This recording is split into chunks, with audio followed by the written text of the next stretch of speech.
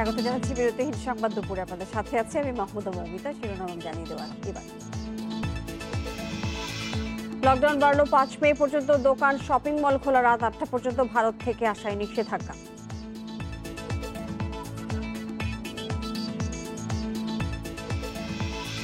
গুলশানের তরুণীর মরদেহ উদ্ধারের ঘটনায় তদন্ত হচ্ছে, জানালেন স্বরাষ্ট্রমন্ত্রী। জড়িত কেউ ছাড় পাবে না।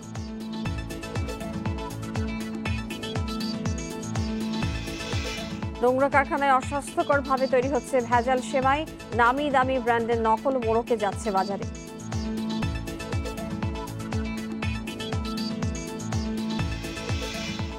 তাপমাত্রা কিছু কমলেও তীব্র গরমে জনজীবন অতিষ্ঠ থাকবে আরো দুদিন। মের শুরুতে হতে পারে কালবৈশাখী ঝড়।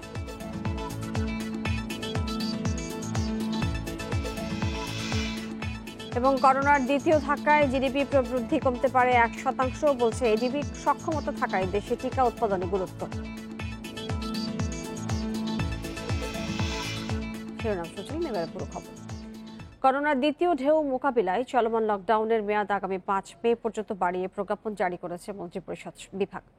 দুপুরে জারি করা এই প্রজ্ঞাপনে ভারত থেকে বাংলাদেশে প্রবেশে নিষেধাজ্ঞা দেওয়া হয়েছে। প্রজ্ঞাপনে বলা হয়েছে, ভারতের সঙ্গে নৌ, স্থল এবং আকাশপথে প্রবেশ বন্ধ করা হয়েছে। তবে ভারতে অবস্থানকারী যাদের ভিসার মেয়াদ শেষ হয়ে গেছে তারা বাংলাদেশে প্রবেশ করতে পারবেন।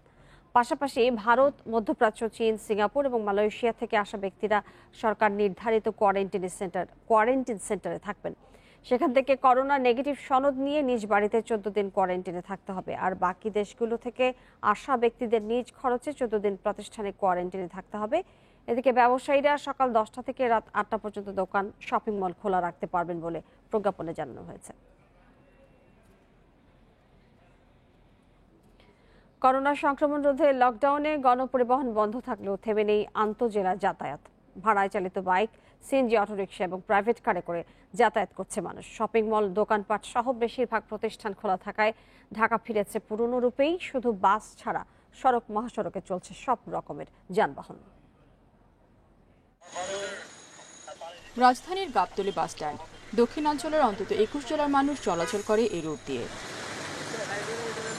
করোনা সংক্রমণ কমাতে চলমান লকডাউনে কয়েক সপ্তাহ ধরে বন্ধ আন্তঃজেলা বাস চলাচল। তবে তারপরও থেমে নেই বিভিন্ন জেলা যাতায়াত। ও বাড়ি যাচ্ছি, ও দেশে ক্ষেত ধান আছে তো ধান কাটতে যাবো আর কি। যাতায়াতের ব্যবস্থা নাই তো, কাটা কাটা গাড়িতে যাবো আর কি। মেয়ের বাসায় আসছিলাম বেড়াতে, এখন এসে আটকায় পড়ে গেছি। এখন গাড়ি ঘোড়া চলবে না, কিভাবে যাবো? ব্যাঙ্গে ব্যাঙ্গে চলে যাইতে হইতেছে। ঢাকার বাইরে যেতে মানুষ বেছে নিয়েছেন ভাড়ায় চালিত মোটরসাইকেল, সিএনজি, অটোরিকশা ও প্রাইভেট কার। বিভিন্ন প্রতিষ্ঠানের কর্মীদের জন্য নির্ধারিত স্টাফ বাসেও তোলা হচ্ছে সাধারণ যাত্রী। গন্তব্যে পৌঁছাতে দ্বিগুণের বেশি ভাড়া দিতেও দ্বিধা করছেন না কেউ। আল্লাহ তো দুনিয়ায় যেভাবে নেয় ভেঙে চুরে যাত্রী যেভাবে যাচ্ছি, ভাড়া কম বেশ তো ডবল ভাড়া নিয়েছে, 3 গুণ ডবল ভাড়া। ঢাকা ছাড়তেছে এখন লকডাউনের কারণে, লকডাউন দিয়ে দিচ্ছে, তারা ঢাকা থেকে করবে কি? লকডাউনের শুরু থেকে খোলা ব্যাংক, শেয়ার বাজার সহ অনেক প্রতিষ্ঠান। পাশাপাশি মার্কেট ও দোকানপাট খুলে দেওয়ায় রাস্তায় ভিড় বেড়েছে মানুষের। বাস ছাড়া সব ধরনের যানবাহনই চলছে সড়কে, তাই দেখা দিচ্ছে যানজটও। মানুষকে কোনোভাবেই নিয়ন্ত্রণ করা যাচ্ছে না বলে জানিয়েছে পুলিশ। রাস্তায় গাড়ির সংখ্যা অনেক বেড়ে যাওয়ায় সবাইকে জিজ্ঞাসাবাদ করা অসম্ভব হয়ে পড়েছে। মানুষ তো নানা অজুহাতে বেরোচ্ছে, ঢাকা ছাড়ছে নানা অজুহাত দিয়ে। এই তো আর কি, আমরা চেষ্টা করতেছি, যদি আমরা উপযুক্ত কারণ দেখাতে না পারে আমরা আইনগত ব্যবস্থা নিচ্ছি। বাইরে চলাফেরার ক্ষেত্রে মাস্ক পরা সহ স্বাস্থ্যবিধি মেনে না চললে করোনা সংক্রমণ আবারও মারাত্মক আকার নিতে পারে বলে সতর্ক করেছেন স্বাস্থ্য বিশেষজ্ঞরা। Reshma Nandi, independent news. লকডাউনের রাজধানীর সার্বিক পরিস্থিতি জানাতে নিউ মার্কেট থেকে যোগ দিচ্ছেন সহকর্মী আলামিন হোসেন। আলামিন, যেটা জানতে চাই যে আপনার দৃষ্টিতে আজকে লকডাউন কেমন দেখছেন? নতুন একটি প্রজ্ঞাপন জারি হয়েছে, আপনি জানেন, নতুন কিছু নির্দেশনা এসছে, সেটির পরিপ্রেক্ষিত রয়েছেই। বাজার বা শপিং মলের স্বাস্থ্যবিধি কি ঠিকমতো মানা হচ্ছে কিনা, কি পরিস্থিতি দেখছেন আপনি? আমরা এখন সবচেয়ে ব্যস্ততম এলাকা। এর আগে আপনাকে যদি এখানকার একটু চিত্র দেখাতে চাই মমিতা, আমরা একটি ফুটওভার ব্রিজের উপরে রয়েছি। আপনি দেখতে পাচ্ছেন সেখানে কিছু ভ্রাম্যমান ব্যবসায়ীরা তাদের যেই সমস্ত জিনিসপত্র নিয়ে বিক্রি বা বেচা বিক্রির উদ্দেশ্যে বসেছে, এখানে সামাজিক দূরত্ব মারাত্মক রকমভাবে ব্যাহত হয়েছে। সামাজিক দূরত্ব বলতে আসলে কিছু আছে কিনা এখানে আসলে সেটি নিয়ে আসলে গবেষণা করতে হবে রীতিমতো। আপনি নিশ্চয়ই দেখতে পাচ্ছেন কারো কারো মুখে মাস্ক থাকে, বেশিরভাগ মানুষের মুখেই কিন্তু মাস্ক নেই, স্বাস্থ্যবিধি মানছেন না, যে যার মতো করে হেঁটে চলছেন। সামাজিক যে দূরত্ব সেটি কোনোভাবেই নেই। কেন নেই, কী কারণেই আসলে ইটি মনিটরিং করার কথা না। যদিও দোকান মালিক সমিতি বারবার তারা প্রধানমন্ত্রী শেখ হাসিনা থেকে শুরু করে রাষ্ট্রের নীতি নির্ধারণী পর্যায়ে যারা রয়েছেন তাদের কাছে বারবার অনুরোধ করছিলেন যে তারা আসলে স্বাস্থ্যবিধি মেনে ব্যবসা পরিচালনা করবেন, দোকান পরিচালনা করবেন, ব্যবসা চালাবেন। তাদের নানা ধরনের আকুতি ছিল এবং তারা সেটি মেনে চলবেন। কিন্তু দু একটি শপিং মল ছাড়া বেশিরভাগ মলগুলোতেই স্বাস্থ্যবিধির একদমই বালাই নেই। যারা কর্মী রয়েছেন তাদের কাছেও নেই, আর সাধারণ যে মানুষ তাদের মধ্যেও কিন্তু এ বিষয়ে বিন্দু মাত্র কোনো সচেতন নেই।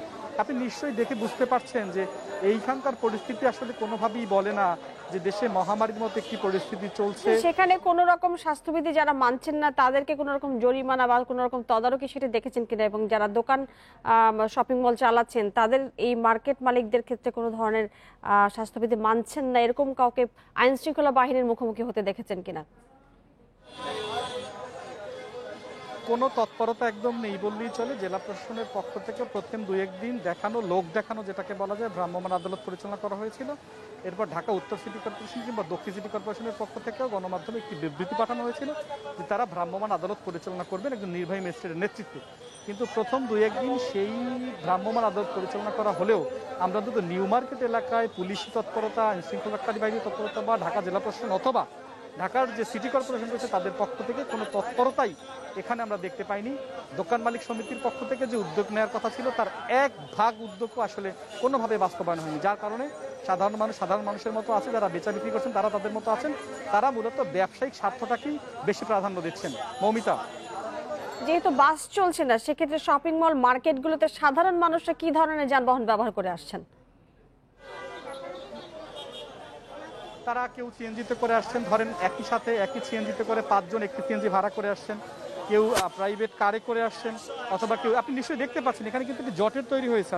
আপনি নিশ্চয়ই দেখতে পাচ্ছেন রিক্সায় করে আসছেন, ব্যক্তিগত গাড়িতে করে আসছেন, সিএনজি চলছে, শুধুমাত্র বাস চলছে না। তবে বাসের যে সমস্ত শ্রমিকরা রয়েছেন তারা একটি কথা বলেছেন আমাদেরকে, তারা যেটা বলেছেন যদি বাস চলতো তাহলে তো এক সিটে ফাঁকা রেখে একজন বসতো, কিন্তু যেহেতু সিএনজি চলছে সেই সিএনজিতে গাদাগাদি করে চলছে, সেখানে স্বাস্থ্যবিধি লঙ্ঘিত হচ্ছে না। প্রাইভেট কারে ভাড়ায় চলছে, সেখানে স্বাস্থ্যবিধি লঙ্ঘিত হচ্ছে না। বাইকে স্বাস্থ্যবিধি লঙ্ঘিত হচ্ছে না। তাহলে শুধুমাত্র স্বাস্থ্যবিধির কথা বলে কেন গণপরিবহনকে আটকে রাখা হচ্ছে, বিশেষ করে বাসকে কেন বন্ধ রাখা হয়েছে?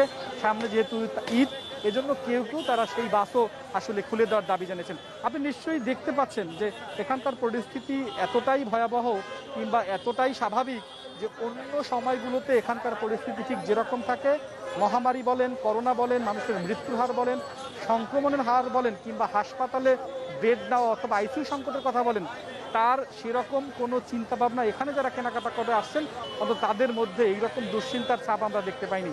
আমরা এরকমও দেখেছি যে পরিবার সমেত অর্থাৎ একই পরিবারের 4-5 জন মানুষকে নিয়েও তারা কেনাকাটা করতে আসছেন, ঘোরাঘুরি করতে আসছেন। এরকম একটি বিষয় এখানে দেখতে পাচ্ছি যে চিত্র এই করোনা মহামারীতে একেবারেই স্বাভাবিক, যেটি আপনি বলছিলেন। আলামিন, আপনাকে অনেক ধন্যবাদ আমাদের সাথে যুক্ত হয়ে বেশি তথ্য দেওয়ার জন্য। কঠোর লকডাউনেও সারা দেশে মানুষের চলাচল বেড়েছে। সকাল থেকে রাত পর্যন্ত ময়মনসিংহ নগরীর বিভিন্ন সড়কে থাকছে যানবাহনের জট। রাজশাহীর মার্কেট, শপিং মল, রাস্তাঘাট কোথাও মানা হচ্ছে না স্বাস্থ্যবিধি। এদিকে গত কয়েকদিনের তুলনায় মার্কেটগুলোতে ক্রেতাদের ভিড় বেড়েছে, বেচা কেনাও জমেছে। অন্যদিকে স্বাস্থ্যবিধি না মানায় গত 24 ঘন্টায় রাজশাহীতে 23টি মামলায় জরিমানা করা হয়েছে 1,84,000 টাকা। শপিং মল খুলে দেওয়ার পর সিলেট নগরীর পরিস্থিতি অনেকটাই স্বাভাবিক। সড়ক থেকে সরিয়ে নেওয়া হয়েছে চেকপোস্ট। এদিকে চট্টগ্রামে স্বাস্থ্যবিধি মানার শর্তে দোকানপাট খুললেও সরকারি নির্দেশনা পুরোপুরি মানা হচ্ছে না। এবং চলছে না, কিছু কিছু গার্মেন্টসের রিজার্ভ গাড়ি চলতেছে আর কি, এগুলো আমরা যাচাই বাছাই করে ছাড়তেছি, আর যেগুলো অপচেষ্টা চালাচ্ছে সেগুলো ধরে ব্যবস্থা নিচ্ছি। করোনা টিকা যারা নিয়েছেন তাদের মধ্যে 98% দেহে অ্যান্টিবডি পাওয়া গেছে। তরুণ এবং করোনা আক্রান্তদের মধ্যে এর পরিমাণ বেশি। এরকম 500 জনের উপর জরিপে দেখা গেছে করোনা আক্রান্ত হয়েছে মাত্র 7 জন। তাদের জটিলতাও কম হয়েছে। শেখ হাসিনা বার্ন ইনস্টিটিউটের এক চিকিৎসকের গবেষণায় এইসব তথ্য পাওয়া গেছে। করোনা ভাইরাস প্রতিরোধে দেশে টিকা নিয়েছেন 58 লাখেরও বেশি মানুষ। কিন্তু এ টিকা কতটা সুরক্ষা দিতে পারে সেটা জানতে গবেষণা করেন ডাক্তার আশরাফুল হক। 360 পুরুষ ও 140 নারীর ওপর গবেষণা চালিয়েছেন তিনি, যাদের 60% বয়স 18 থেকে 40 বছর আর 41 থেকে 60-এর ঊর্ধ্বে 40%। গবেষণায় প্রথম ডোজ টিকা নেয়ার 28 দিন পর বয়স্কদের চেয়ে তরুণদের দেহে বেশি অ্যান্টিবডি পাওয়া গেছে। যারা অপেক্ষাকৃত তরুণ তাদের অ্যান্টিবডি তৈরি করার প্রবণতাটা বেশি বয়োজ্যেষ্ঠদের তুলনায়। আসলে অ্যান্টিবডি সবারই তৈরি হচ্ছে। ভ্যাকসিন আসলে আমাদের মানবদেহের উপর ভালো কাজ করছে এমন আমি আসলে 2-3 জনে বেশি পাইনি যে যারা আসলে অ্যান্টিবডি তৈরি করেনি বা যেটা নেগেটিভ বলে আর কি। তার মানে ভ্যাকসিন আসলে শতকরা হিসাব করলে 99% আসলে আমাদের কাজ করছে। প্রথম ডোজ টিকা নেওয়া 500 জনের মধ্যে মাত্র 7 জন করোনায় আক্রান্ত হয়েছে, তবে তাদের কোনো জটিলতা তৈরি হয়নি। এর মধ্যে 7 জন করোনা আক্রান্ত হয়েছিলেন। তো 7 জন যারা করোনা আক্রান্ত হয়েছিলেন তাদের কারোই আসলে তীব্র মাত্রায় সংক্রমণের কোনো কিছু পাওয়া যায়নি, মানে হাসপাতালে ভর্তি হওয়ার প্রয়োজন হয়নি, অক্সিজেন থেরাপির প্রয়োজন হয়নি। আর এটি আসলে বলা যায় যে যাদের বয়স 50-এর নিচে তাদের আসলে এই ধরনের সাকসেস রেটটা বেশি ভ্যাকসিন দেওয়ার পরবর্তীতে। গবেষণায় দেখা গেছে 1 ডোজের চেয়ে 2 ডোজ টিকা নেওয়া ব্যক্তিদের দেহে বেশি পরিমাণ অ্যান্টিবডি তৈরি হয়েছে। Buddhadeb Kundu, independent News, Dhaka. স্বাস্থ্যবিধি মেনে অর্ধেক যাত্রী বহন এবং 60% বর্ধিত ভাড়া নেওয়ার শর্তে গণপরিবহন চালু করার দাবি জানিয়েছেন পরিবহন মালিকরা। তারা বলছেন রাজধানী সহ দূরপাল্লার পথেও বাস চালু করতে চান তারা। এক্ষেত্রে অর্ধেক আসন ফাঁকা রেখে চালানো যেতে পারে। স্বাস্থ্যবিধি মানার বিষয়েও তারা তৎপর থাকবেন। চলমান লকডাউনে খোলা রয়েছে মার্কেট, অফিস, গার্মেন্টস। সড়কে চলছে বাস ছাড়া অন্য সব যানবাহন, শুধু বন্ধ রয়েছে গণপরিবহন। গণপরিবহন বন্ধ থাকায় কর্মহীন হয়ে পড়েছেন দেশের 50 লাখ পরিবহন শ্রমিক। তারা বলছেন কাজ না থাকায় তাদের উপার্জন নেই, তারা আছেন নানা সংকটে। এখন সামনে ঈদ, রোজা চলতেছে, এখন ঢাকা শহরে থাকতে হইলে বাসা ভাড়া, ফ্যামিলি নিয়ে থাকতে হইলে অনেক সমস্যা। আমাদের পিঠ দেওয়ালে ঠেকে গেছে। এই 1 মাস যাবৎ মানুষের কাছ থেকে ডানে বামে থেকে হাওলাত বরাত নিজে যা ছিল এগুলো সব তো মোটামুটিভাবে সংসার খুবই কষ্টে চলতেছে। বাংলাদেশের সব সেক্টর খোলা আছে, সবকিছু চলতেছে, পরিবহনটা কেন বন্ধ থাকবে? তাহলে সরকারের কাছে আবেদন জানাই পরিবহনটা খুলে দিক। সরকারের সিদ্ধান্ত অনুযায়ী লকডাউন চলবে 5ই মে পর্যন্ত। তবে এর আগেই স্বাস্থ্যবিধি মেনে গণপরিবহন চালাতে চান মালিক শ্রমিকরা। আমরা সেইভাবে স্বাস্থ্যবিধি মেনে চলবো। আমরা যদি স্বাস্থ্যবিধি মেনে চলতে না পারি, যে গাড়িতে স্বাস্থ্যবিধি লঙ্ঘন হবে সাথে সাথে রাস্তায় পুলিশ আছে, প্রশাসন আছে, তাদেরকে অ্যারেস্ট করবে, তাদের জরিমানা করবে। আমরা সেটা দিতে প্রস্তুত আছি। পরিবহন মালিকেরা বলছেন এ নিয়ে সড়ক পরিবহন ও সেতুমন্ত্রী ওবায়দুল কাদেরের কাছে আলোচনার মাধ্যমে দাবিও জানিয়েছেন তারা। সরকারেরও আমাদের দিকে তাকানো উচিত, আমি মনে করি যে আমাদের শ্রমিকদেরকে প্রণোদনা দিক, তাদেরকে সহায়তা করুক, আমরা গাড়ি বন্ধ করে রাখতে চাই। সমস্ত গাড়িগুলো বন্ধ করা হোক, তা না হলে আমাদের গাড়িগুলো চলাচলের ব্যবস্থা করা হোক। শুরুতে অর্ধেক আসন ফাঁকা রেখে সিটি কর্পোরেশন এলাকায় গণপরিবহন চালু হতে পারে বলে মনে করছেন পরিবহন মালিকেরা। Jahanara Parvin, Independent News, Dhaka.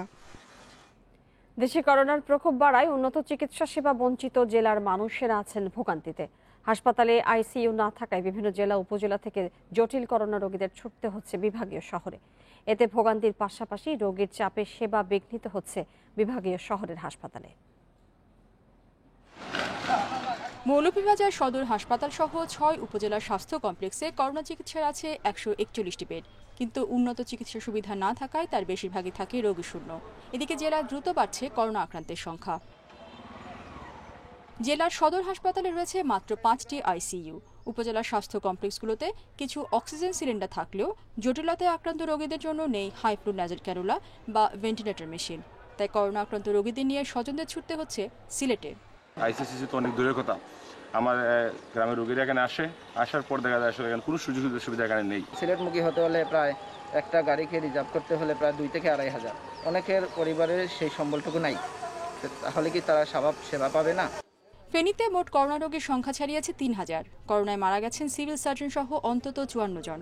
এদিকে গত বছরের ১৭ মে ফেনী জেনারেল হাসপাতালে ১০ বেডের আইসিইউ ইউনিট উদ্বোধন করা হলেও চালু হয়েছে মাত্র 2টি বেড। আইসিইউ সেবা চালু নাই এখনো। আজ এক সপ্তাহতে আমি রোগী লই ঘোরাফেরা করতে আসি, এখন রোগীর টাকা নিয়ে যেতে আসি। আইসিইউ আছে কিন্তু চালু নাই, এই জন্য এখন আমরা চিটং চলে যেতে হচ্ছে। মাদারীপুরের কোনো হাসপাতালেই নেই আইসিইউ সুবিধা। করোনা আক্রান্ত জটিল রোগীরা ছুটছেন বরিশাল, ফরিদপুর বা রাজধানী ঢাকায়। তবে জেলা সিভিল সার্জন বলছেন, করোনা আক্রান্ত রোগীদের সঠিক চিকিৎসা দিতে প্রয়োজনীয় ব্যবস্থা নেওয়া হচ্ছে। আগামী মে মাস নাগাদ আমাদের সেন্ট্রাল অক্সিজেন প্ল্যান্ট আমরা শুরু করতে পারবো। আর আমাদের এখানে ভেন্টিলেশনের 2টা পেয়েছি, ওটা আমরা এখনো আমাদের যারা এটা আমাদেরকে দিয়েছেন তারা এখন এটা ইনস্টল করে দিয়ে যাননি। আমরা তাদের সাথে সার্বক্ষণিক যোগাযোগ রাখছি। কেবল আইসিইউ নয়, মাদারীপুর সহ বেশ কিছু জেলায় করোনা পরীক্ষার কোনো পিসিআর ল্যাবও স্থাপন করা হয়নি গত 1 বছরে। রেশমি নন্দী, ইন্ডিপেন্ডেন্ট নিউজ। রাজধানীর গুলশানে তরুণীর মরদেহ উদ্ধারের ঘটনা তদন্ত করা হচ্ছে। জড়িতদের কেউ ছাড় পাবে না বলে মন্তব্য করেছেন স্বরাষ্ট্রমন্ত্রী আসাদুজ্জামান খান। দুপুরে নিজ বাসভবনে সাংবাদিকদের এই কথা জানিয়েছেন তিনি। গুলশানের তরুণীকে আত্মহত্যার প্ররোচনার মামলা প্রসঙ্গে স্বরাষ্ট্রমন্ত্রী আরও বলেছেন, মামলাটি তদন্তের পর আইন অনুযায়ী প্রয়োজনীয় ব্যবস্থা নেওয়া হবে। এ সময় হেফাজতে ইসলামের অর্থদাতাদের তালিকা গোয়েন্দারা ইতিমধ্যে করেছে বলেও জানিয়েছেন স্বরাষ্ট্রমন্ত্রী। তিনি বলেন, অল্প সময়ের মধ্যে অর্থদাতাদের নাম প্রকাশ করা হবে। হেফাজতকে কোনো ছাড় দেওয়ার সুযোগ নেই। সাম্প্রতিক সহিংসতায় জুনায়েদ বাবুনগরীর সম্পৃক্ততা পেলে তাকে গ্রেপ্তার করা হবে।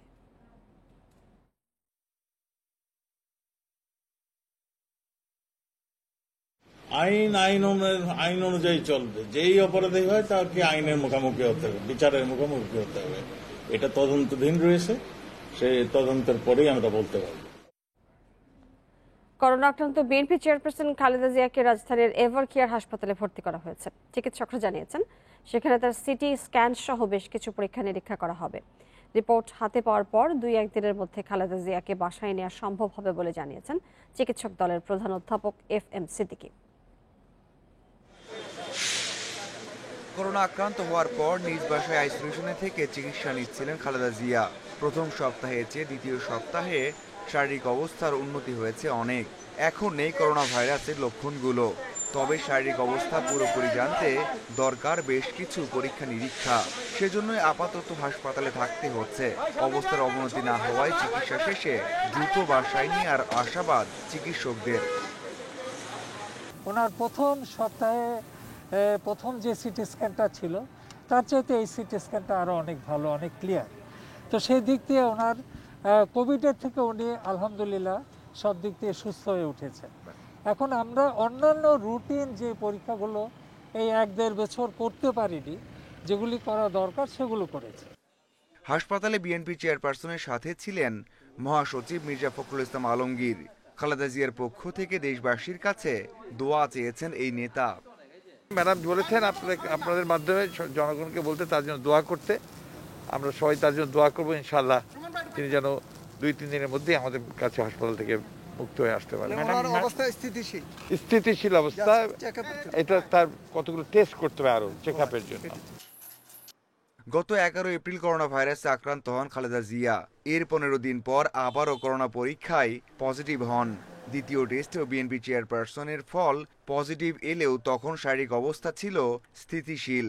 চিকিৎসকরা জানিয়েছিলেন, কোভিড জনিত কোনো জটিলতা না থাকায় আগামী কয়েকদিনের মধ্যে খালেদা জিয়ার করোনা নেগেটিভ আসবে। Mazharul Islam, independent news. জনগণকে বাঁচাতে সরকার যে কোনো জায়গা থেকেই করোনা টিকা সংগ্রহ করবে বলে মন্তব্য করেছেন আওয়ামী লীগের সাধারণ সম্পাদক ওবায়দুল কাদের।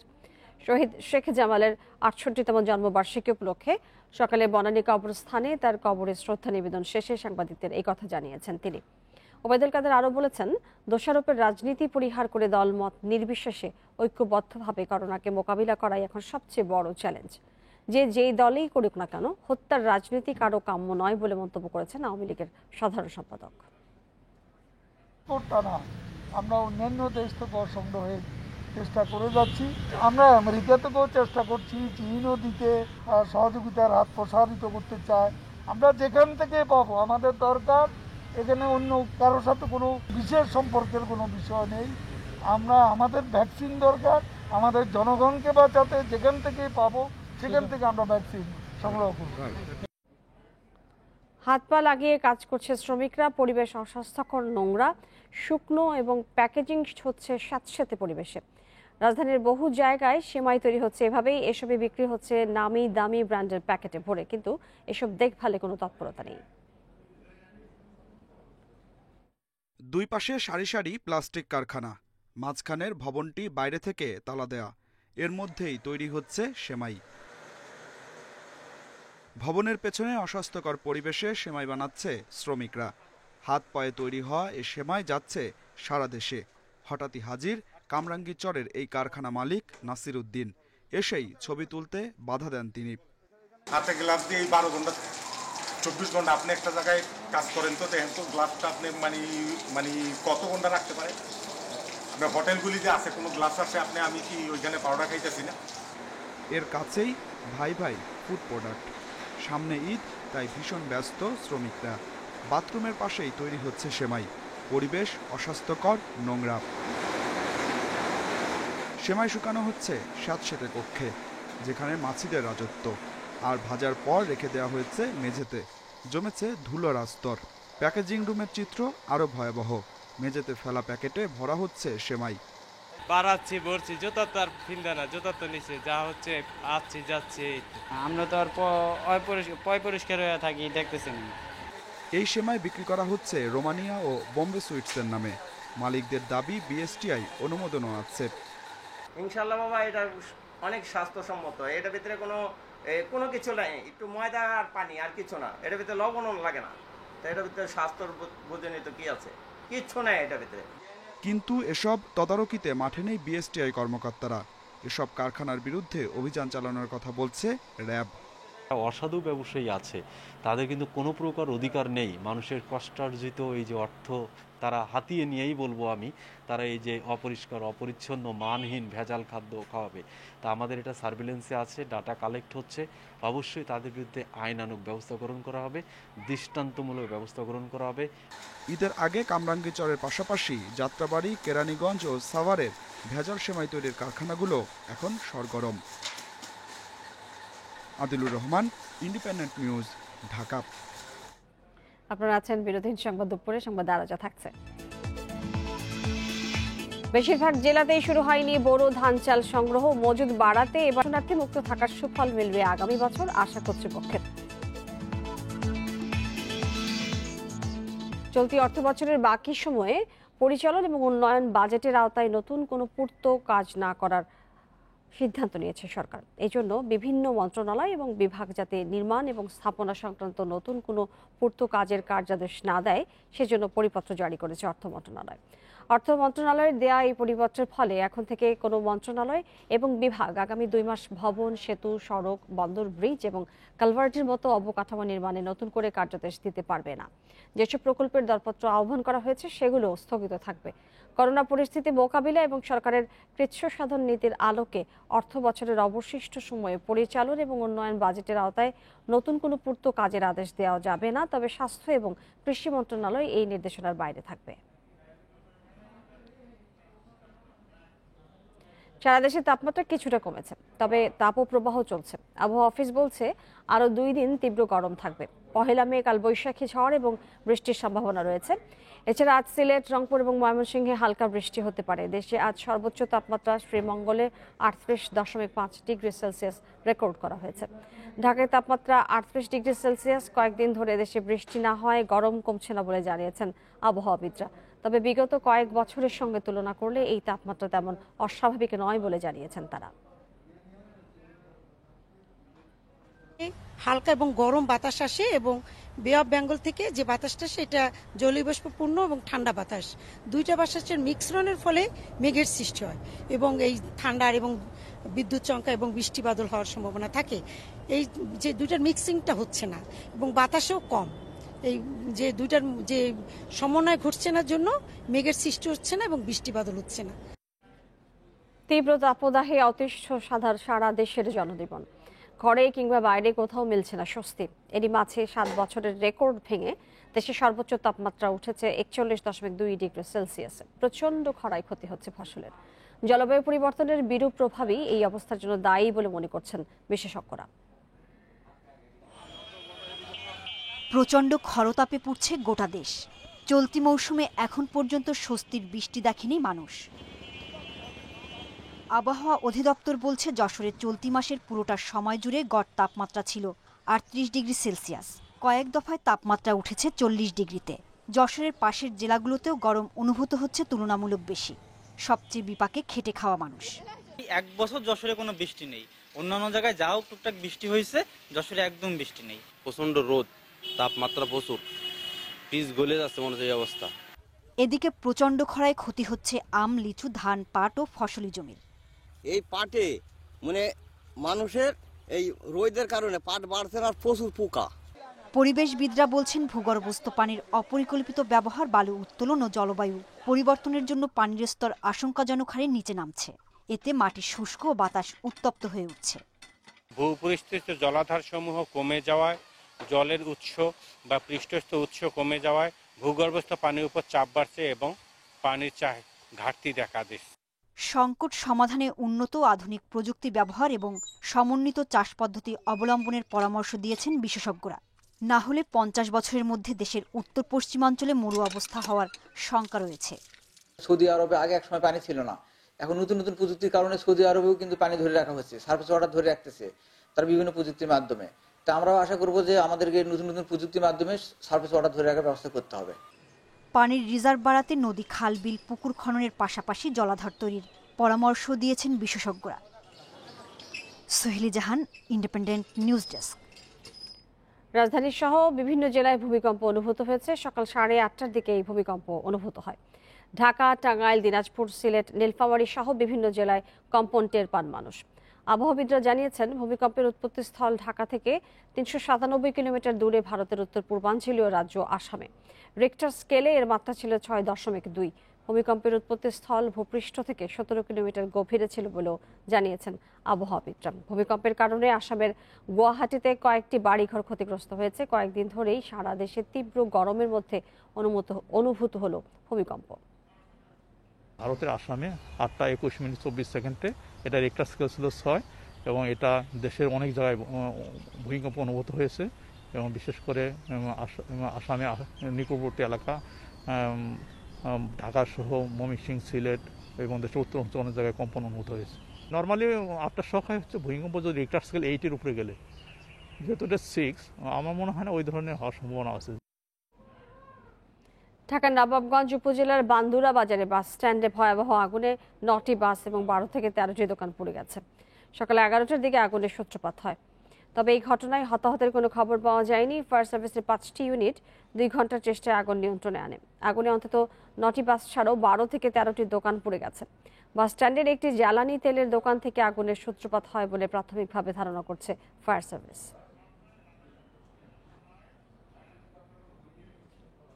এ নিয়ে আরো জানাতে ঘটনাস্থল থেকে যোগ দিচ্ছেন সহকর্মী শুভ ঘোষ। শুভ, যে ঘটনাটি আজকে ঘটেছে, আগুন কিভাবে লেগেছিল এবং কি পরিমাণ ক্ষয়ক্ষতি হয়েছে? 9টি বাস এবং 12 থেকে 13টি দোকান পুড়ে গেছে। দেখুন, আসলে নবাবগঞ্জ উপজেলার যে বান্দুরা বাজার সংলগ্ন এলাকা রয়েছে সেটি এই মূলত বাস স্ট্যান্ড এলাকায়। এই এলাকায় আমি যেখানে দাঁড়িয়ে আছি তার পাশে যে জ্বালানি তেলের দোকানটি রয়েছে, ফায়ার সার্ভিসের তথ্য অনুযায়ী আমরা স্থানীয়দের কাছ থেকে যতটুকু জানতে পেরেছি যে এই তেলের দোকানটি থেকে আসলে আগুনের সূত্রপাত হয়। এরপর থেকে আসলে আগুনটি ধীরে ধীরে ছড়াতে থাকে। এই ঘটনার খবর পেয়ে প্রথমে আপনার যে ফায়ার সার্ভিসের পক্ষ থেকে 2টি ইউনিট প্রথমে ঘটনাস্থলে এসে আগুন নিয়ন্ত্রণের চেষ্টা চালিয়ে আসলে সক্ষম না হয়, পরে তারা ঢাকা ফায়ার সার্ভিস করলে সেখান থেকে কিন্তু এসে প্রায় 5টি ফায়ার সার্ভিসের ইউনিট এসে প্রায় 1.5 থেকে 2 ঘন্টার চেষ্টায় এই আগুনটি নিয়ন্ত্রণে আনে। আমরা এই বিষয়টি নিয়ে কিন্তু প্রত্যক্ষদর্শী সহ ফায়ার সার্ভিসের একাধিক ব্যক্তির সাথে আমরা কথা বলার চেষ্টা করেছি। তারা আসলে বলছেন যে এই ঘটনার পর থেকে কিন্তু আগুনের লেলিয়ান বাড়তি থাকে এবং স্থানীয়রা প্রথমে আগুনটি নিয়ন্ত্রণের চেষ্টা করলেও কিন্তু এটি সম্ভব হয়নি। এরপরে কিন্তু আগুনটি ছড়াতে থাকে। এরপরে কিন্তু এক এক করে প্রায় এই মৌলিক তো মালিকরা কি বলছেন?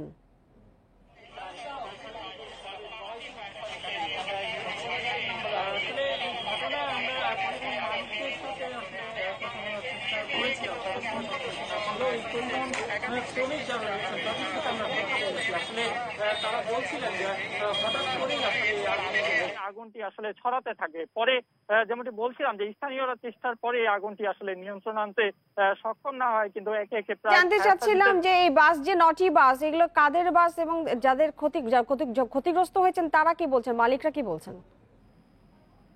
দেখুন, আসলে এই বাসগুলো এইখান থেকে মূলত ঢাকার উদ্দেশ্যে আসলে যাতায়াত করে থাকে এবং এই মালিক পক্ষের কাউকে আসলে কথা বলার সুযোগ হয়তো আমাদের এখনো হয়নি। তবে বাস শ্রমিক যারা বলছেন যে কেন বা কি কারণে এই আগুনটি আসলে এত দ্রুততম সময়ের মধ্যে এতটা ছড়িয়ে গেল, এটি কিন্তু আসলে তদন্ত সাপেক্ষে আসলে উঠিয়ে নিয়ে আসার দাবি কিন্তু করছেন তারা সকাল থেকে দেখছিলেন যে আসলে অল্প সময়ের মধ্যে যখন 10টার ঠিক একটু পরেই যখন এই আগুনটি লাগে, এরপরে কিন্তু খুব 1 ঘন্টারও কম সময়ের মধ্যে এই আগুনের ঘটনায় কিন্তু প্রায় 13 থেকে 14টি দোকান কিন্তু একেবারে পুড়ে ছাই হয়ে যায়। এতে কিন্তু দোকানের ভিতরে থাকা কেউ কোনো মালামাল বের করতে পারেনি এবং এই ঘটনায় কিন্তু বেশ কয়েকজনকে আহত হওয়ার খবরও কিন্তু আমরা পেয়েছি। আমরা যদি আরেকটু তথ্য আপনাকে জানিয়ে রাখি যে সকালে যখন এই ঘটনায় এই আগুনের সূত্রপাতটি হয়, এরপরে আসলে সবাই আসলে চেষ্টা করছিলেন এক এক করে এই আগুনটি নিয়ন্ত্রণে আনার এবং ফায়ার সার্ভিসের কর্তৃপক্ষের কাছ থেকে আমরা যেটি জানতে পেরেছি, তারা যখন আগুনটি নিয়ন্ত্রণে আনার চেষ্টা করছিলেন তখনও কিন্তু আগুনটি আরো বাড়ছিল এবং এত দ্রুত আসলে কি করে এই আগুনটি ছড়ালো এটি নিয়েও কিন্তু প্রশ্ন আসলে স্থানীয়দের মধ্যে রয়েছে। তো সবকিছু মিলিয়ে যদি বলা চলে যে এই ঘটনায় আসলে যে যারা ক্ষতিগ্রস্ত হয়েছেন এই ক্ষতিগ্রস্তদের কিন্তু জানাচ্ছেন যে আসলে কি কারণে এই আগুনের ঘটনাটি ঘটলো সেটি কিন্তু তদন্ত সাপেক্ষে আসলে যে প্রয়োজনীয় ব্যবস্থা সেটি নেওয়ার তাগিদ কিন্তু দিচ্ছেন অনেকেই। তো এই ছিল আসলে নবাবগঞ্জ থেকে যে অগ্নিকাণ্ডের ঘটনা তার এখনকার সবশেষ তথ্য। শুভ, আপনাকে অনেক ধন্যবাদ আমাদেরকে বিস্তারিত তথ্য দেওয়ার জন্য। ময়মনসিংহের তারাকান্দায় ট্রাক এবং অটোরিকশার সংঘর্ষে নিহত হয়েছেন 3 জন। বেলা 11:30টার দিকে উপজেলার খিচা নামক স্থানে এই দুর্ঘটনা ঘটে।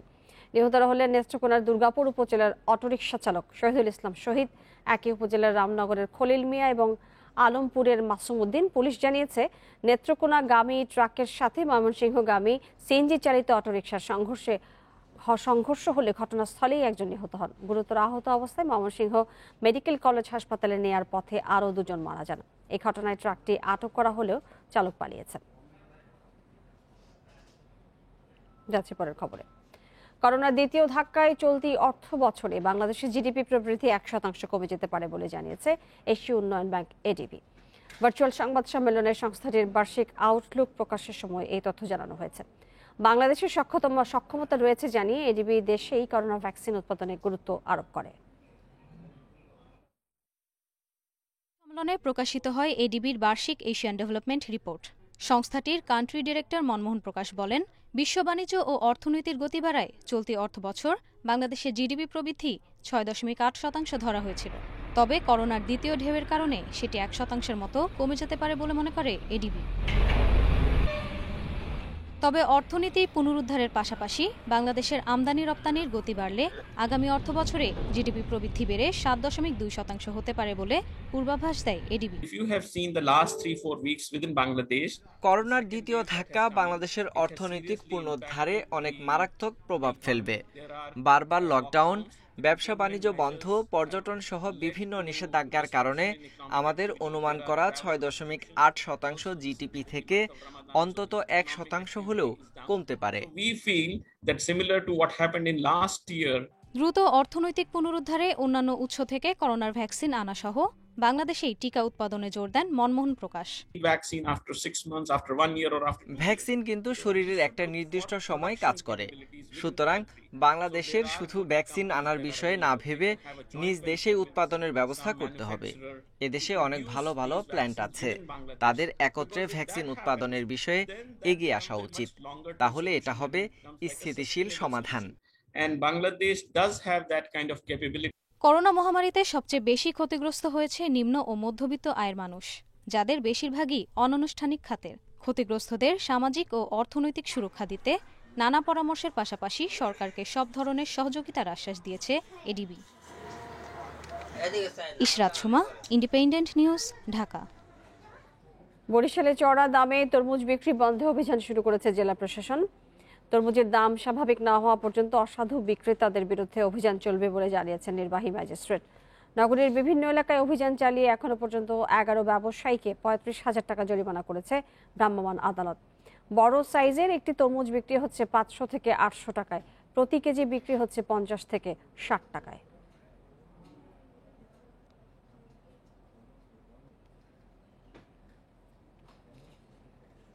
দোকানে আমরা সুনির্দিষ্ট অভিযোগের ভিত্তিতে অভিযান পরিচালনা করি এবং এখানে আমরা দেখতে পাই যে ওনারা কেজি দরে তরমুজ বিক্রি করছেন, যেটা একদমই অনৈতিক এবং ভোক্তা অধিকারের আইনের পরিপন্থী।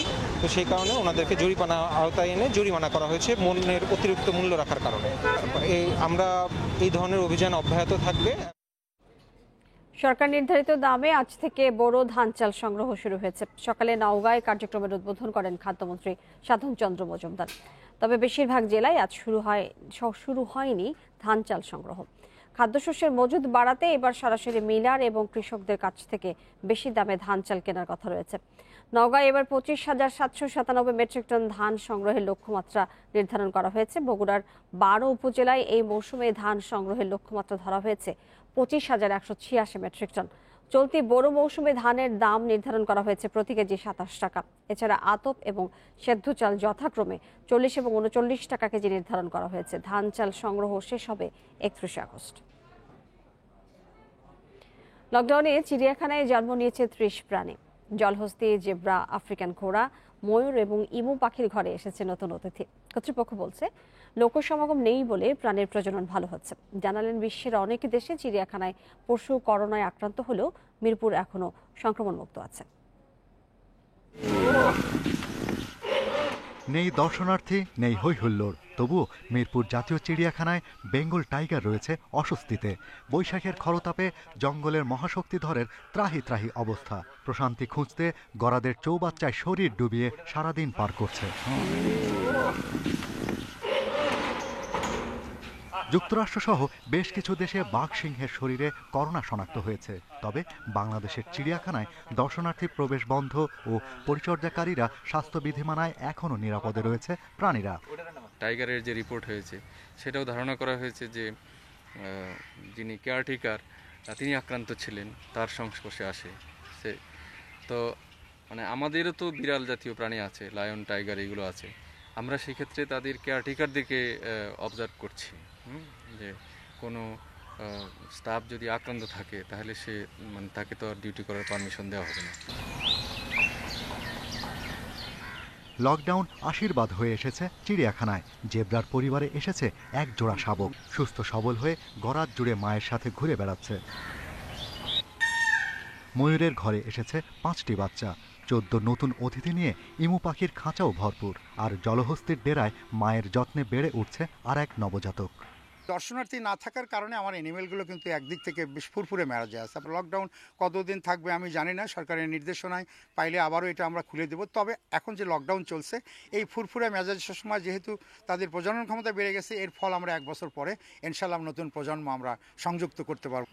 মিরপুর জাতীয় চিড়িয়াখানায় প্রায় 3000 প্রাণী রয়েছে। গত বছর লকডাউনে 120টি নতুন প্রাণী জন্ম নেয়। Shahriar Anirban, independent News, Dhaka. দেখছেন বিরোধীন সংবাদ দুপুর। সংবাদ আরো যা থাকছে। ভারতে করোনায় একদিনে সর্বোচ্চ মৃত্যু, প্রাণহানি ছাড়ালো 2 লাখ রোগী শনাক্তের রেকর্ড। অক্সিজেনের অভাবে মিরাটে 7 মৃত্যু। এবং পাল্লে খেলেতে কাল শুরু দ্বিতীয় টেস্ট, ধারাবাহিকতা ধরে রাখার চ্যালেঞ্জ বাংলাদেশের।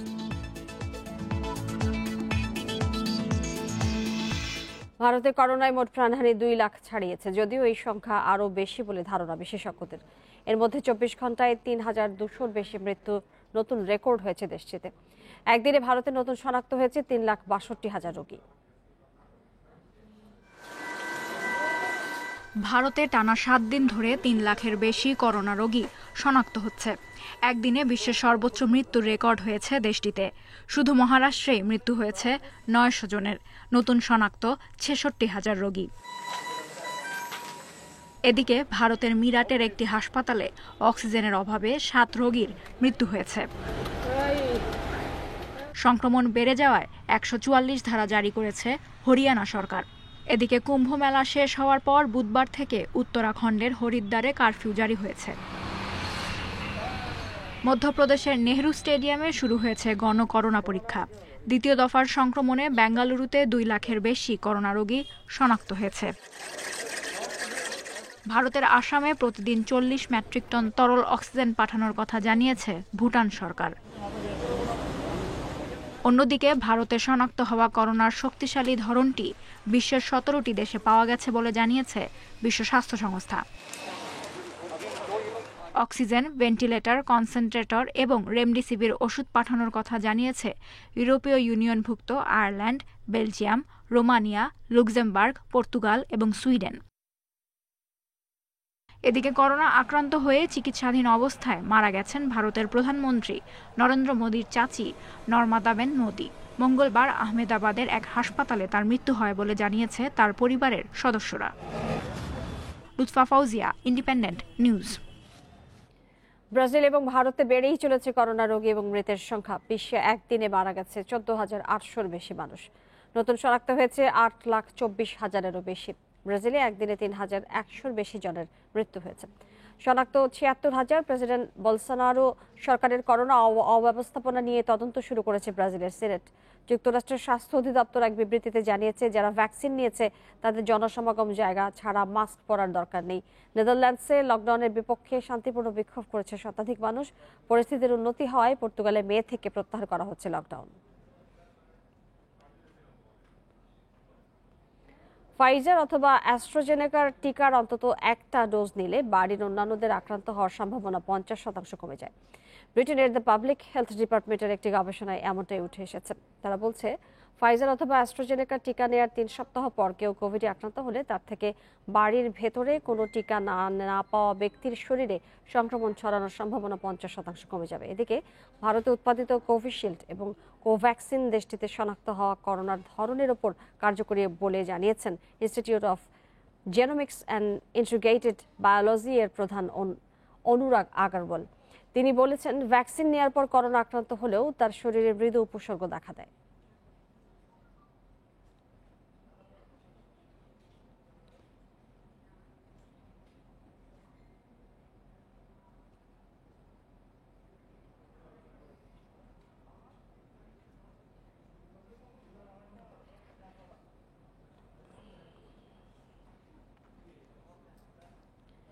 ভারতের মহারাষ্ট্রের থানে শহরে একটি বেসরকারি হাসপাতালে অগ্নিকাণ্ডে 4 রোগীর মৃত্যু হয়েছে, আহত হয়েছে আরও অনেকে।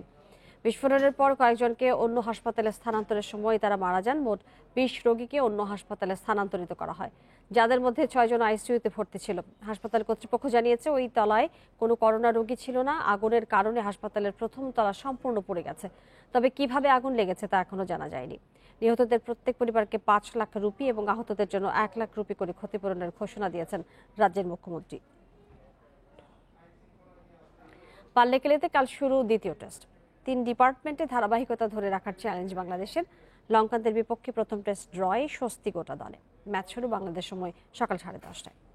প্রথম ইনিংসে 500-র বেশি রান করেও হারের তিক্ত অভিজ্ঞতা রয়েছে বাংলাদেশ দলের। কিন্তু এবার বড় সংগ্রহের পর টেস্টটা শেষ পর্যন্ত ভালো খেলেছেন ক্রিকেটাররা। তামিম, শান্ত, মুমিনুলের ব্যাটিংয়ের পাশাপাশি তাসকিন মেহেদী, তাইজুলের ক্লান্তিহীন বোলিং প্রশংসা কুড়িয়েছে। ফিল্ডিংয়েও সবার পারফরমেন্স সন্তোষজনক ছিল। পাল্লেকেলের উইকেটের ঘাস ছেটে ফেলা হয়েছে। টেস্টের তৃতীয় দিন থেকে স্পিনাররা সাহায্য পাবে, তাই একজন পেসার কমিয়ে বাড়ানো হবে স্পিনার। মিরাজ, তাইজুলের সাথে স্পিন ডিপার্টমেন্টে যোগ হবে নাইম। ভারতের ভয়াবহ করোনা পরিস্থিতির কারণে ভাটা পড়েছে আইপিএল উৎসবে। দেশে ফেরা নিয়ে চিন্তায় পড়েছেন অস্ট্রেলিয়ানরা, যেখানে স্মিথ, ওয়ার্নাররা পাবেন না সরকারের সহায়তা। এই যখন পরিস্থিতি, তখন গুঞ্জন উঠেছে ভারত থেকে সরে যেতে পারে টি20 বিশ্বকাপ। ভেন্যু হিসেবে আইসিসির বিকল্প ভাবনায় রয়েছে আরব আমিরাত অথবা শ্রীলঙ্কা। করোনা তাণ্ডবে কাঁপছে ভারত। জৈব সুরক্ষা বলয় দিব্যি চলছে ক্রিকেট উৎসব আইপিএল। একাধিক ক্রিকেটার ফিরে গেছেন, চারদিক থেকে ধেয়ে আসছে সমালোচনা। ভারতের সাথে যোগাযোগ বন্ধ অস্ট্রেলিয়ার। শঙ্কা টের পেয়ে আগেই দেশে ফিরেছেন টাই জাম্পা রিচার্ডসন। ক্রিকেটার, কোচ, ধারাভাষ্যকার মিলিয়ে 30 অস্ট্রেলিয়ান এখনো আছেন ভারতে। এমন পরিস্থিতিতে আইপিএল যদি দর্শকদের আনন্দ দিতে পারে তাহলে তো খুবই ভালো ব্যাপার, কিন্তু আমার মতে এই মুহূর্তে কারো আইপিএল দেখার সময় নেই। মুম্বাই ইন্ডিয়ান্সের ক্রিস লিন চার্টার্ড ফ্লাইটের আবেদন করেছিলেন ক্রিকেট অস্ট্রেলিয়ার কাছে, কিন্তু আইপিএলে খেলা কোনো ক্রিকেটারকে দেশে ফেরানোর দায়িত্ব নেবে না অস্ট্রেলিয়া সরকার, ব্যবস্থা করতে হবে নিজেদের। খেলোয়াড়দের দেশে ফেরার ব্যবস্থা নিজেদেরই করতে হবে। তারা ভারত গিয়েছে ব্যক্তিগত উদ্যোগে, এটা অস্ট্রেলিয়া দলের সফরের অংশ ছিল না। এই যখন পরিস্থিতি, তখন আইপিএলে ক্রিকেটারদের নিরাপদ মনে করছে ভারতীয় ক্রিকেট বোর্ড। জৈব সুরক্ষা বলয় শঙ্কার কারণ দেখছে না বড় কর্তারা। ভারতের ভয়াবহ পরিস্থিতি আইসিসিকেও চিন্তায় ফেলেছে। অক্টোবর নভেম্বরে এখানেই তো টি-20 বিশ্বকাপ, আসর অন্য কোথাও সরে যাওয়ার সম্ভাবনাও দেখছেন অনেকেই। আইসিসিও বিকল্প ভেবে দেখছে। ভারতে না হলে আরব আমিরাত অথবা শ্রীলঙ্কায় হতে পারে বিশ্বকাপ, তবে সুযোগ সুবিধায় আমিরাতকেই এগিয়ে রাখা হচ্ছে। Muhammad Nazim, independent news.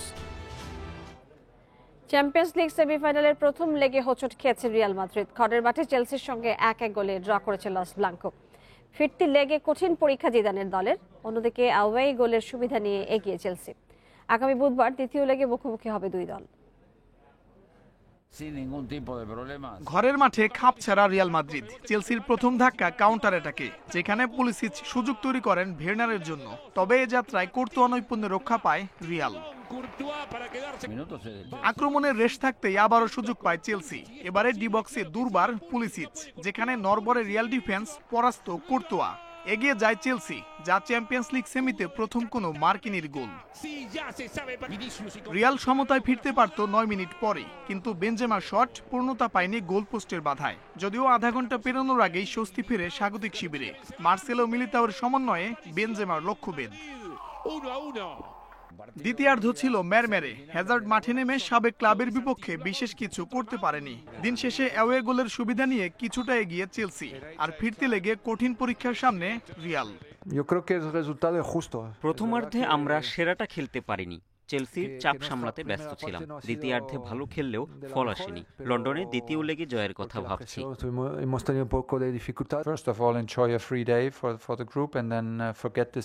আপাতত বিরতি উপভোগের সঙ্গে এই ম্যাচের ফল ভুলে যেতে চাই। সামনের ম্যাচ নিয়ে ভাবাটা হবে বুদ্ধিমানের কাজ। আগামী বুধবার স্ট্যামফোর্ড ব্রিজে হবে ফাইনাল ওঠার লড়াই। Manjur Alam, Independent News. Champions League সেমিফাইনালের প্রথম লেগে মুখোমুখি পিএসজি এবং ম্যানচেস্টার সিটি। ঘরের মাঠে ম্যাচ জিতে ফাইনালের পথে এগোতে চায় পিএসজি। অন্যদিকে নেইমার এমবাপেদের আটকানোর ছক মাঠে খুঁজে নিতে চান City coach Pep Guardiola. Parc des প্রিন্সেসে ম্যাচ শুরু বাংলাদেশ সময় রাত 1টায়। বার্সা বায়ার্নকে টপকে সেমিতে পিএসজি। তুলনায় ম্যান সিটি কিছুটা সহজে এসেছে শেষ চারে। দুই দলের চোখে প্রথম চ্যাম্পিয়ন্স লিগ ট্রফির স্বপ্ন।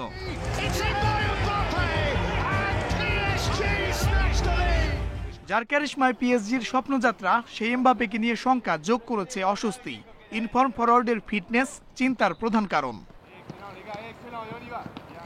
প্যারিসেই সুখে আছেন নেইমার। এই বার্তা বিগ ম্যাচের আগে ফ্রেঞ্চ চ্যাম্পিয়নদের চাঙা রাখতে পারে। এমবাপের সাথে তার জুটি জমে গেলে সিটি রক্ষণের জন্য হবে আতঙ্কের। এখন আমরা অভিজ্ঞ, তবে এগোতে হবে ধাপে ধাপে। ম্যান সিটিকে হারানো এটা খুবই কঠিন। গার্দিওলাকে সম্মান করি, তিনি অসাধারণ কোচ, সবসময় ভিন্ন কৌশল নিয়ে ভাবেন। আমি তাকে ও তার দলকে চ্যালেঞ্জ জানাতে চাই। ক্যারাবাও কাপ জয়ের টাটকা স্মৃতি সঙ্গী করে নামবে ম্যানচেস্টার সিটি। পচেত্তিনোর সাথে হেড টু হেড পরিসংখ্যান গার্দিওলাকে সাহসী করছে। এবার সিটিকে আরাধ্য চ্যাম্পিয়ন্স লিগ জিতিয়ে আক্ষেপ ঘোচানোর অপেক্ষা। রক্ষণ যতই শক্ত হোক, পিএসজি জানে কিভাবে গোল করতে হয়। তাদের আক্রমণ ভাগ সম্পর্কে ধারণা আছে। তাদের হারানোর কৌশল মাঠেই খুঁজে নিতে হবে। সবাই দায়িত্ব সম্পর্কে সচেতন হলে বড় ম্যাচে সফলতা সম্ভব। দুই দলের সবশেষ দেখা হয়েছিল 2015-16 মৌসুমে। সেবার পিএসজিকে বিদায় করে সেমিফাইনালে উঠে ম্যান সিটি। মঞ্জুর আলম, ইন্ডিপেন্ডেন্ট নিউজ। আর এই ছিল এখনকার বিরতিহীন সংবাদ দুপুরে। ইন্ডিপেন্ডেন্ট টেলিভিশনের সব খবরের আরো বিস্তারিত জানতে চোখ রাখুন ফেসবুক, ইউটিউব এবং টুইটারে। সাথে থাকার জন্য ধন্যবাদ জানাচ্ছি।